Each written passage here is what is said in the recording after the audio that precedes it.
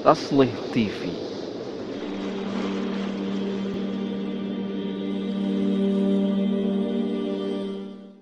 Bismillahirrahmanirrahim. Assalamualaikum warahmatullahi wabarakatuh.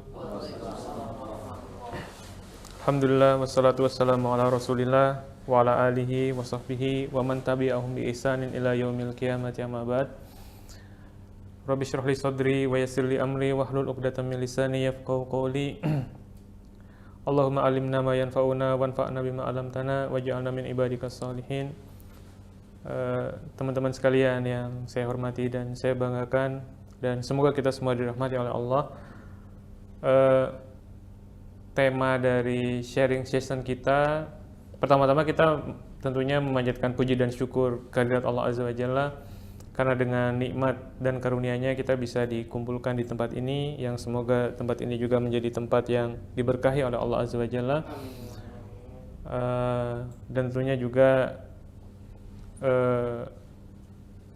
kita senantiasa setelah memanjatkan puji dan syukur kehadirat Allah, kita menyampaikan sholawat dan salam kehadirat junjungan kita Nabi SAW, karena dengan petunjuk-petunjuk beliau kita bisa keluar dari kegelapan menuju kepada cahaya. Kemudian teman-teman sekalian, mungkin materi yang hendak kita bahas pada sore hari ini berkaitan dengan masalah dakwah profesionalitas dan dakwah gitu ya, dan dakwah bagi seorang muslim. Nah, ada sebuah hadis Nabi SAW, profesionalitas ini sebenarnya adalah satu hal yang sebenarnya sangat related dengan ajaran Islam gitu ya.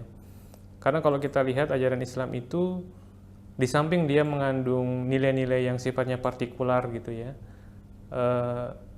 nilai partikular itu yang dimaksud adalah nilai-nilai yang kebenarannya tuh hanya disepakati oleh menurut ajaran tertentu gitu ya, menurut pemeluknya aja gitu ya. Tapi juga dia banyak sekali mengandung nilai-nilai yang sifatnya universal, nilai-nilai yang kebenarannya itu disepakati oleh semua agama gitu ya. Nah, di antara, seperti misalnya Islam itu bicara tentang masalah kebersihan, Islam itu bicara tentang masalah kejujuran, Islam bicara tentang masalah berbuat baik, tentang masalah kasih sayang dan seterusnya, yang mana semua, menurut semua ajaran itu adalah merupakan nilai-nilai kebaikan.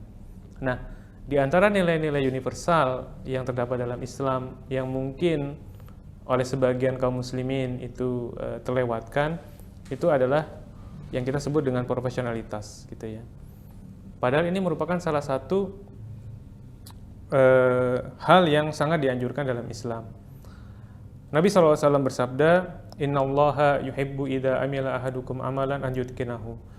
Allah itu cinta jika seorang hamba itu melakukan pekerjaannya itu secara itqan, secara sempurna gitu ya. Nah, jadi kalau kita sebagai muslim tentunya ingin meraih kecintaan dari Allah, salah satunya adalah ya tadi, bekerja secara sempurna gitu ya, bekerja secara profesional. Jangan menjadi seorang yang mediocre dalam pekerjaan gitu ya. Jadi ketika seorang itu menjadi seorang mediocre dalam pekerjaan, pemahaman kebalikannya adalah dia melakukan suatu hal yang tidak dicintai oleh Allah gitu ya. Dan profesionalitas ini juga merupakan suatu hal yang sangat penting gitu bagi kehidupan seorang muslim. Karena ketika seorang muslim itu berdakwah, itu lisanul hal ablagu min lisanil maqal gitu ya. Gerak-gerik seorang muslim, tingkah lakunya itu lebih sampai dibandingkan ucapannya gitu. Jadi ketika seorang muslim bisa menunjukkan bagaimana dia bersikap profesional dalam pekerjaan, bagaimana dia menepati janji dalam pekerjaan, maka itu merupakan bentuk dakwah bil hal, dakwah dengan dia menunjukkan dia menjadi role model gitu ya, untuk agar orang-orang itu tertarik terhadap nilai-nilai dan ajaran-ajaran Islam. Nah, kalau kita bicara tentang masalah profesional, salah satunya juga tadi ya, aspek profesional diantaranya adalah terkait dengan masalah menepati janji. Ini mungkin nanti di akhir sesi kita lebih sesi tanya jawab aja kali ya. Boleh. Sesi tanya jawab, jadi biar lebih cair. Menepati janji. Jadi misalnya begini ya, kadang-kala seorang muslim itu dihadapkan pada kita tahu bahwasanya di Indonesia misalnya ya, ketika kita seorang pekerja itu melakukan tekan kontrak kerja gitu ya, dia ada komitmen untuk bekerja selama 8 jam misalnya gitu ya. Dari jam 8 sampai jam 5 istirahat 1 jam kan begitu ya. Dan di mana antara kalau istirahat siang ya jam 12 itu sholat zuhur aman lah, karena kan sholat zuhur di antara waktu itu. Nah yang jadi masalah misalnya terkait dengan masalah sholat asar gitu kan ya. Ini karena antara setelah selesai istirahat siang sampai ke jam pulang gitu. Nah tadi ya salah satu bentuk dia komitmen terkait dengan masalah profesionalitasnya itu adalah dia komitmen dengan waktu yang sudah disepakati. Nah gimana misalnya dalam kondisi seperti ini? Bisa saja dia menawarkan ya win-win solution. Ini sebagaimana juga yang terjadi di perusahaan tempat saya bekerja dahulu gitu ya, di mana manajemennya juga concern dengan hal ini. Manajemennya bilang ya udah silakan Anda sebagai muslim ketika mengerjakan sholat asar misalnya secara berjamaah, nggak ada masalah dengan itu. Tapi ingat bahwasanya di kontrak kerja Anda bekerja secara 8 jam gitu ya. Jadi win-win solutionnya adalah digantikanlah yang waktu yang hilang yang di keluar tadi ya. Ini tentu berbeda antara satu kontrak kerja dan kontrak kerja yang lainnya. Ada mungkin sebagian kontrak kerja itu yang nggak terlalu memperhitungkan masalah waktu.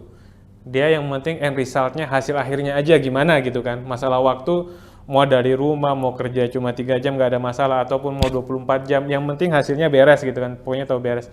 Nah kalau kontrak kerja demikian tentunya beda lagi. Tapi kalau misalnya tadi ya, banyak dari pekerja itu yang kontrak kerjanya itu sudah ditentukan. Kerja dari jam sekian sampai jam sekian, maka salah satu bentuk profesionalitas juga tadi ya, dia komitmen dengan persyaratan-persyaratan yang sudah disepakati bersama gitu ya. Dan kalaupun dia tidak bisa memenuhi sebagian persyaratan itu, maka tadi dia memberikan solusi gitu ya, solusi. Salah satunya tadi misalnya kalau berkaitan dengan waktu asar ya, dia bilang ke manajemen, oke, saya akan ganti waktu asar katakanlah 20 menit, saya akan gantikan 20 menit. Tapi kalau manajemennya membebaskan ya sudah gitu kan, misalnya ya udah nggak apa-apa deh 20 menit kita freekan, yang penting kerjaan bener ya, beres ya gitu. Artinya kerjaan disampaikan dengan cara yang proper, dengan kualitas yang baik, ya itu juga nggak masalah gitu ya. Tapi intinya tadi, jangan sampai begini, ketika seorang muslim itu tidak memperhatikan aspek profesionalitas ini, itu akan menjadi, karena gini, setiap muslim itu adalah ambasador bagi agama Islam. Dia adalah ambasador sekaligus dia mengadvokasi ajaran agama yang dibawanya. Kalau misalnya seorang muslim itu tidak bekerja secara baik, itu akan menjadi presiden yang buruk bagi umat muslim dan juga bagi agamanya gitu kan. Oh, orang Islam tuh ternyata bekerjanya kayak begitu ya, kerjanya misalnya asal-asalan, tidak komitmen dengan waktu dan sebagainya. Ini tentu akan menjadi hal yang buruk ya bagi citra agama, karena citra agama ini mau tidak mau tidak bisa dilepaskan dengan citra dari sebagai seorang muslim itu sendiri gitu kan ya. Tapi kalau seorang muslim itu bisa mencitrakan dirinya dengan baik, maka agama Islam itu juga akan menjadi terangkat citranya, dan orang akan menjadi tertarik, oh ternyata Islam itu kayak begini, seorang muslim ternyata kalau bekerja itu bagus, profesional, dia dengan akad dia tepati gitu ya. Makanya saya agak lupa ya, ada satu buku yang siapa yang ditulis ya, seorang sosiolog, Max Weber kalau nggak salah ya. Dia menulis buku yang intinya itu ada kaitannya dengan Protestan etik. Protestan etik and capitalism atau apa gitu. Jadi saya agak lupa. Jadi intinya dia bilang bahwasanya kemajuan dunia, intinya adalah kemajuan dunia ini ya itu lebih banyak disebabkan karena kapitalisme, yang mana juga disebabkan oleh etika Protestan gitu. Kenapa? Karena dia mendasarkan bahwasanya pelaku-pelakunya itu adalah orang-orang dari kalangan agama itu gitu kan. Nah, saya kira kurang lebih orang juga akan mempersepsikan itu terhadap Islam gitu ya. Kalau orang Islam itu tadi kerjanya mediocre dan sebagainya, ya akibatnya dampaknya juga berimbas kepada agama, meskipun tidak benar ya, tapi orang akan mengasosiasikan itu kan gitu ya. Padahal kita tahu bahwasanya Nabi SAW itu bersabda, al-Islamu ya'lu wa la yu'la alaihi. Islam itu tinggi, ajaran-ajarannya itu tinggi, tidak ada yang akan lebih tinggi dibanding Islam. Cuma karena kelemahan kita sebagai umat muslim, akhirnya ketinggian Islam itu tidak menjadi tampak gitu kan. Islam bisa jadi akan terlihat rendah ketika kaum muslimnya, pekerja-pekerjanya, para profesionalnya itu tidak bisa mengimplementasikan nilai-nilai Islam itu dengan baik. Nah, ini seharusnya tadi ya menjadi concern kita bersama. Di samping tentunya kita juga tadi yang pertama terkait dengan masalah bekerja secara baik ya, secara itkon.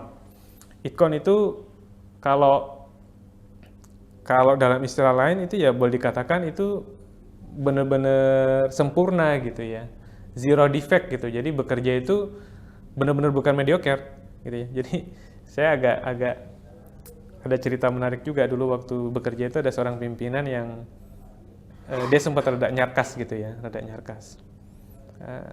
Anda ini bikin surat 2 halaman, salahnya 3 halaman gitu ya. Jadi saking banyaknya surat itu banyak typo gitu kan ya, banyak typo, titik koma nggak jelas segala macam. Jadi salah satu komentarnya gitu. Jadi ini kan kerjaan yang mediocre sebenarnya. Yang mana kalau kita kaitkan dengan hadis tadi ya nggak masuk gitu kan. Karena hadis tadi bicara tuh kalau kerja itu secara itkon gitu. Dia bilang ini orang-orang, jadi memang beliau agak-agak ini juga ya, ketika nyarkas itu agak pedas juga gitu ya. Dia bilang orang-orang kayak Anda ini, gimana kalau bikin roket gitu ya? Jangan-jangan tuh belum apa-apa udah meledak duluan gitu kan, karena kan rumit kompleks gitu ya. Kalau bikin surat 2 halaman salahnya 3 halaman, jangan-jangan bikin roket tuh belum apa-apa udah meledak duluan gitu. Jadi ya seperti itulah. Jadi ini adalah salah satu Islam yang ketika kita bicara masalah bekerja secara itkon gitu ya, itu merupakan satu hal yang dicintai Allah. Jadi nilai-nilai seperti ini perlu kita tanamkan dengan baik. Jadi kita ketika bekerja juga memang ketika saya melakukan ini dengan sebaik mungkin, itu bukan semata-mata supaya gaji saya naik, supaya saya disukai sama bos, bukan hal-hal yang agak duniawi rendah gitulah. Tapi kita bisa meningkat ke hal yang lebih transenden gitu, yang lebih atas gitu kan, bahwasanya memang saya begini ini supaya saya bekerja secara lebih perfeksionis ini karena memang saya ingin mendapatkan kecintaan dari Allah gitu ya, karena memang hadisnya bicaranya begitu gitu. Jadi tujuan kita lebih tinggi lah, bukan lagi hal yang ya remeh-temeh dunia gitu, tapi agak lebih tinggi gitu kan ya. Nah, itu yang pertama. Kemudian yang berikutnya adalah kalau kita bicara terkait dengan pekerjaan itu sendiri ya, kita perlu meyakini ya, ini juga sekedar mengingatkan bahwasanya kalau kita mencari rezeki yang halal itu di dalam ajaran Islam itu luar biasa ya. Itu dinilai sebagai jihad fisabilillah gitu kan. Makanya ada sebuah hadis sahih yang pada saat itu ada seorang sahabat ya. Ada seorang sahabat itu yang ketika bekerja itu kok giat sekali gitu ya. Giat sekali, jadi bekerjanya kok rajin ya. Jadi dalam hadis itu disebutkan bahwasanya para sahabat itu ya ta'ajabun gitu ya. Mereka tuh takjub terkait dengan jildihi wa nasyatihi. Orang ini kok sangat giat dan sangat sungguh-sungguh dalam bekerja. Sampai sebagian sahabat tuh bilang, ini kan pekerjaannya kan istilahnya kan dunia banget gitu kan. Makanya sebagian sahabat komentar, kalau saja semangatnya dan kesungguhannya ini fisabilillah, dalam berjuang di jalan Allah gitu kan. Nah, Nabi mendengar itu. Kemudian Nabi mengoreksi. Nabi mengatakan, "In kana kharaja yas'a ala auladihi sigharan fa huwa fisabilillah." Kalau semangat kerjanya itu ya tadi ya, semangat kerjanya tadi, kerajinannya tadi itu dalam rangka untuk menafkahi anak-anaknya yang masih kecil ya, fahuwa fisabilillah, maka dia terhitung di jalan Allah. Kemudian lanjut Nabi, in kana kharaja yas'a ala abawaihi ala abawaihi asyaikhaini kabiraini ya, al-kabiraini fahuwa fisabilillah. Kalau dia bekerja tadi juga untuk orang tuanya yang sudah tua, maka itu juga fisabilillah. Dan yang lebih hebat lagi ya, setelah itu Nabi bilang, in kana kharaja yas'a ala nafsihi ya'iffuha fahuwa fisabilillah. Kalaupun dia bekerja, dia nggak punya orang tua, dia nggak punya anak-anak, dia bekerja untuk dirinya sendiri. Supaya apa? Supaya dia tidak minta-minta kepada orang lain gitu ya. Fahuwa fisabilillah, itu pun dia termasuk fisabilillah juga. Jadi bukan hanya untuk orang tua, untuk diri sendiri pun masih termasuk fisabilillah gitu kan. Kemudian, jadi intinya menurut Nabi yang begitu-begitu itu bagus-bagus saja selama itu pekerjaan yang halal, tujuannya juga benar gitu kan. Maka itu merupakan sesuatu yang sangat bernilai. Kemudian Nabi melanjutkan, tapi kan gitu ya, ingkana kharaja riyaan gitu kan. Kalau dia keluar itu bekerja untuk sekedar pamer gitu ya, untuk sekedar sombong gitu kan, fahuwa fisabilis syaitan, maka dia berada pada jalan setan. Jadi yang kalau dia tujuannya tidak terpuji tadi ya, hanya untuk sekedar gagah-gagahan, pamer-pameran segala macam, bukan untuk tujuan yang baik, barulah dia di jalan setan. Artinya Nabi mengafirmasi bahwasanya orang yang seperti ini jangan dikritik, malah bagus gitu kan ya, dipuji bahkan sama Nabi dengan fisabilillah tadi, gitu. Dan ya sungguh luar biasa ya orang yang bekerja secara semangat, secara sungguh-sungguh gitu ya, dengan tujuan-tujuan yang baik, bahkan untuk menjaga diri sendiri dari meminta-minta itu pun sudah termasuk tujuan yang sangat baik gitu kan. Nah, apalagi tadi ya, kalau dari hasil yang kita kerjakan tadi itu untuk memberikan nafkah kepada anak istri, ini juga sangat luar biasa gitu kan ya, sangat luar biasa. Kita tahu hadisnya, kita mungkin semua udah tahu hadis bahwasanya ada seorang wanita pezina yang masuk surga, dari kalangan Bani Israel yang masuk surga, dan kata Nabi SAW dia masuk surga itu karena memberikan minum kepada anjing ya, karena minum kepada anjing. Jadi bisa dibayangkan kalau memberikan minum pada hewan, anjing saja ya, yang notabene air liurnya itu najis gitu ya, itu bisa, pahala kebaikannya itu bisa mengalahkan dosa dari dia berzina gitu ya. Dalam hadis disebutkan dia pelacur gitu kan. Maka bagaimana lagi kalau yang diberi makan dan diberi minum itu adalah manusia gitu. Yang diberi makan dan diberi minum itu adalah anak istri kita, orang yang terdekat dengan kita. Jadi tentunya pahalanya akan jauh lebih luar biasa. Makanya ada satu cerita juga berkaitan dengan hal ini. Jadi pada zaman Nabi SAW itu ada orang ya, perempuan datang dengan anaknya ada dua.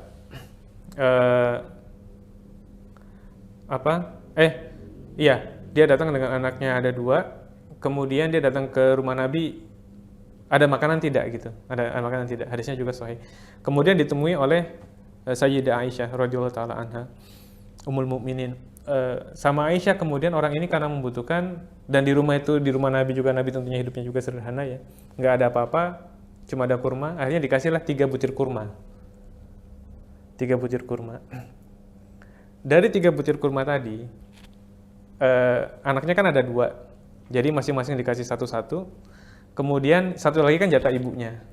Nah, sama ibunya itu jatah kurmanya nggak dimakan, dibelah lagi menjadi 2, dibagikan lagi. Jadi masing-masing anaknya itu dapat 1,5 gitu ya. Nah, Aisyah itu melihat hal tersebut, dia takjub gitu. Maksudnya saking sayangnya ibu sama anaknya tuh jatahnya juga dikasih gitu ya.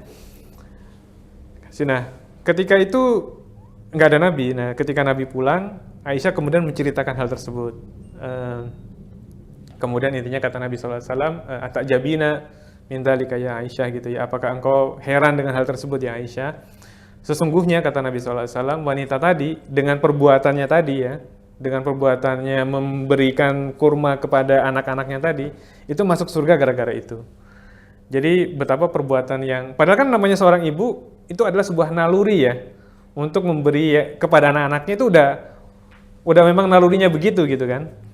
Tapi itu pun Allah memberikan balasan ganjaran yang luar biasa gitu kan ya, bahwasanya dengan perbuatannya tadi, kata Nabi SAW bahkan diganjar dengan surga, dengan kasih sayang ibu tadi, dengan dia membagi kurma yang menjadi jatah dia kemudian diberikan pada anak-anaknya. Padahal ya tadi ya sebagai naluri seorang ibu mungkin juga tidak, hal tersebut ya ibu memang begitu kan, jatahnya memang suka diberikan kepada anak-anaknya.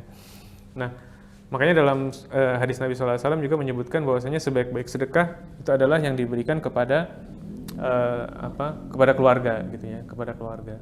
Nah, Jadi ketika kita bekerja tadi ya, kita bekerja dengan cara terbaik untuk niat mendapatkan kecintaan Allah gitu ya. Kemudian juga kita bekerja secara rajin juga dengan niat bahwasanya ini merupakan fisabilillah ya. Dan juga apalagi untuk niat memberikan nafkah kepada kepada keluarga ya. Itu memberikan ganjaran yang sangat besar. Tentunya dengan niatan sangat ini mudah-mudahan apa yang dikerjakan itu mendapatkan balasan yang luar biasa dari sisi Allah gitu ya. Dan tentunya ini yang kita cari ketika kita berada di dunia gitu ya. Jadi dengan demikian kalau kita memiliki pemahaman terhadap hal ini, mudah-mudahan ketika kita bekerja itu kita bisa bekerja secara lebih bernilai gitu ya. Kita bisa memaknai kerja kita tuh bukan dengan asal kerja, tapi memang ada sebuah tujuan-tujuan yang lebih tinggi yang hendak kita capai. Saya kira mungkin demikian ya. Taslih TV